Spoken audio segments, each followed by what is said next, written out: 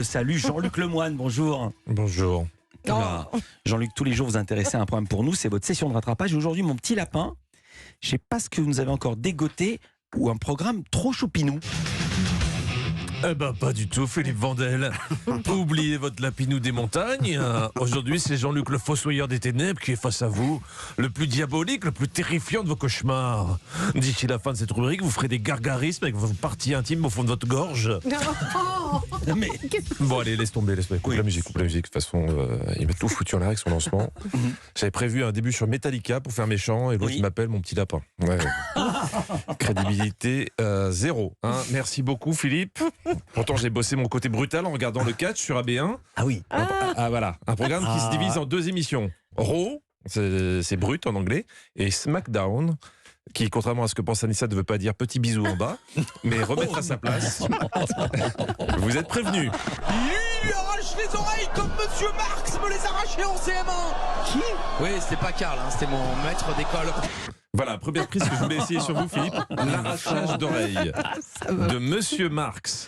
Oui, car gros intérêt de ce programme, en plus du spectacle, c'est les commentaires des excellents Philippe Chéreau et Christophe Agius, qui commentent et traduisent en temps réel les scénettes entre les combats. Sinon tu vas faire ce que tu fais à chaque fois. Et courir comme une petite plage. Une petite plage. Bon, je crois qu'ils sont allés dans le même cours d'anglais qu'Anissa.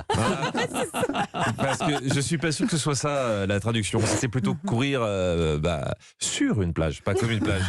Mais passons. Car en plus de traduire, les commentateurs nous font vivre la dramaturgie des combats en incarnant à fond les personnages à l'écran. Comme là où deux combattants d'origine maori interpellent leurs adversaires. C'est important qu'ils soient maoris. On est la plus grande équipe du monde. Vous méritez pas un match pour le titre. Oh, pour être honnête. Pour être honnête. C'est pas tellement l'accent du Pacifique, ça. Oui, visiblement, il y a beaucoup de pieds noirs dans le Pacifique Sud. Hein, on sent que le commentateur a passé plus de temps au cours Florent qu'au cours de géographie. Mais ça passe. Ouais. Ce qui compte, c'est l'énergie, et il en faut, parce que parfois, il y a beaucoup à traduire, mais en très peu de temps. Écoutez bien, Philippe, et essayez de répéter après. Jimmy, toi et ton frère, contre moi et mon frère, pour le titre de ce papa qui va devenir WrestleMania. Ah non, mais c'est impossible. Alors j'ai juste le toi et ton frère. Voilà, on est d'accord. Non, mais ils sont en lâchage complet. Tout ce qui passe à l'écran, ils dégainent. Là, ils voyaient dans le public un petit Américain aux joues un petit peu rondes montrer son mécontentement en pointant son pouce vers le bas. On baisse le pouce. Alors, c'est bien. Jeune enfant malhonnête, certainement mangeur de sucreries. Pas trop. Faut pas trop manger les sucreries. Oui, bah vous avez vu l'enfant. Ils vont en abuser. Ah oui, ils osent tout. Ils osent tout. Ah, personne n'est épargné, quoi. Non, personne. Mais ce qu'on aime dans le catch, c'est quoi? C'est la bagarre.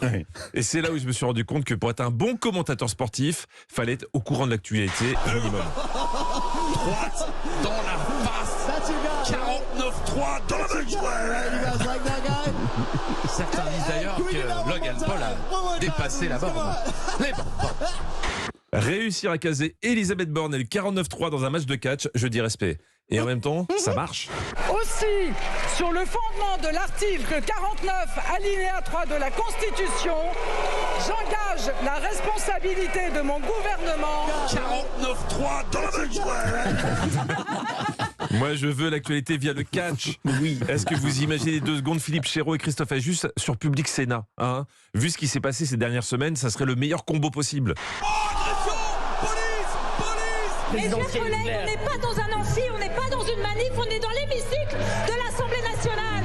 Ramenez-moi les flics. Me dites pas qu'ils sont tous à la Bastille ou en République. Wow. Avouez que l'actualité serait plus supportée avec ce genre de commentaires. Hein. D'ailleurs, on pourrait mettre un ring au Palais Bourbon. Je suis sûr que ça choquerait personne. À droite. Oh, il s'est fait mettre KO. Et voilà. La motion de censure dans sa face.